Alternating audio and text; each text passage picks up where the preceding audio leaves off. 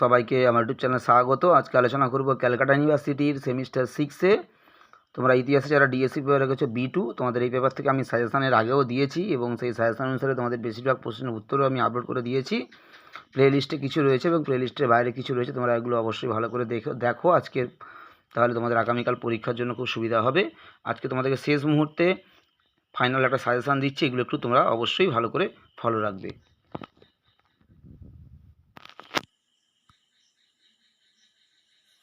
শেষ মুহূর্তের জন্য তোমাদের মূল যে প্রশ্নটা এবছর ইম্পর্টেন্ট রয়েছে, শিল্প স্থাপত্য, চিত্রকলা এবং বিজ্ঞানের উপরে, শিল্প স্থাপত্যের উপরে এবং বিজ্ঞানের উপরে নবজাগরণের প্রভাব। আগের বছর যেহেতু সাহিত্যের প্রভাবটা এসে গেছে, তোমার শিল্প স্থাপত্য আর বিজ্ঞানের প্রভাবটা ভালো করে দেখবে।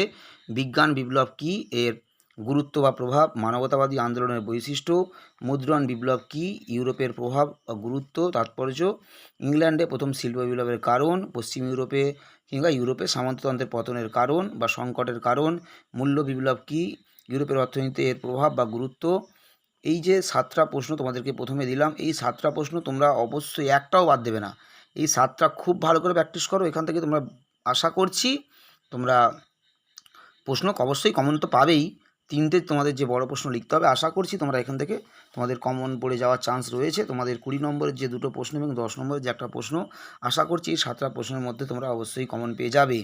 এছাড়া আরও তো তোমাদের 3টে প্রশ্ন দেখতে হবে। ভূমধ্যসাগর থেকে আটলান্টিক মহাসাগরে ইউরোপের বাণিজ্য যে বিবর্তন ঘটলো বা অর্থনীতি কীভাবে সরে গেল, এটা তোমরা অবশ্যই একটু দেখবে। স্পেন কীভাবে খনিভিত্তিক অঞ্চলে পরিণত হয় এবং সামন্ততন্ত্র থেকে ধনতন্ত্রে উত্তরণ প্রসঙ্গে যুগ সন্ধিক্ষণের বিতর্ক।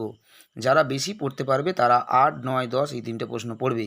যারা একদম প্রিপারেশান আগে থেকে তোমাদের নেওয়া নেই, তোমরা সবেমাত্র প্রিপারেশান নিচ্ছ, তোমরা প্রথম 7টা প্রশ্ন খুব ভালো করে দেখবে এবং যাদের 8, 9, 10 বা প্রথম 10টা প্রশ্ন মুখস্থ রয়েছে ইতিমধ্যেই, তোমরা যদি পারো আমার অনুরোধে সামন্ত প্রথার বৈশিষ্ট্য বা সামন্ততন্ত্রের বৈশিষ্ট্য, ম্যানর ব্যবস্থার বৈশিষ্ট্য এবং ধর্ম সংস্কার আন্দোলনের কারণ ও ফলাফল, এগুলো একটু জাস্ট চোখ বুলিয়ে যাও। যদি বাই চান্স তোমাদের না আসে, তাই তোমাদেরকে একটু দিয়ে রাখলাম।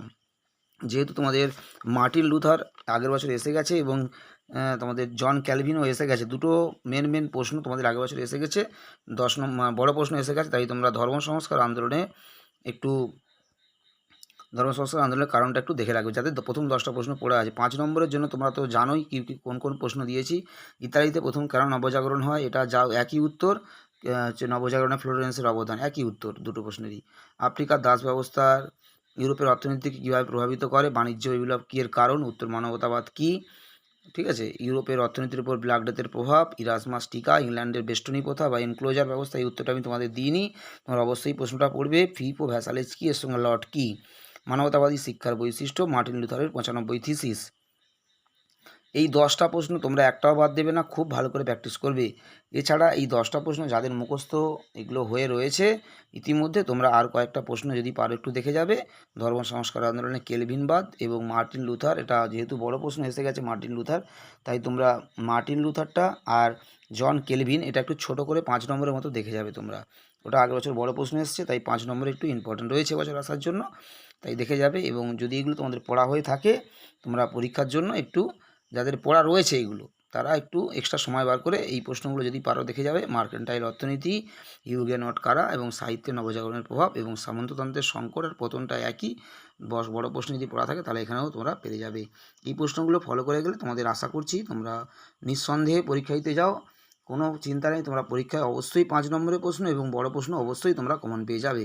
কোনো চিন্তা নেই, প্রশ্নগুলো যাদের ভালো করে পড়ে যেতে পারলে কোনো চিন্তা নেই, অবশ্যই তোমরা কমন পেয়ে যাবে। সবাই ভালো থেকো, সবাইকে পরীক্ষার জন্য অনেক শুভেচ্ছা ও শুভকামনা রইল। সবাইকে নমস্কার।